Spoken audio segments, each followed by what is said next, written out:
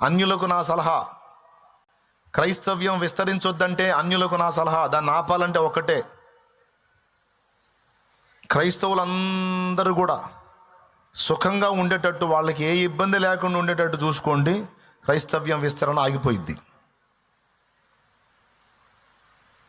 Guarantee. అదంతే.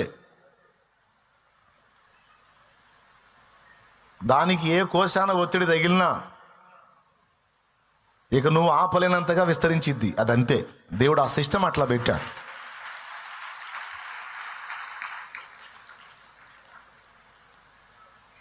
అప్పుడు మీరు ఏం చేయాలంటే, క్రైస్తవ్యాన్ని ఆపాలంటే క్రైస్తవులు బహిరంగ ప్రార్థన చేయొద్దంటే రహస్య ప్రార్థన ఎక్కువైద్ది. అసలు ప్రార్థనే చేయొద్దంటే ₹1,00,00,000 ఇండి ఒక్కోడికి.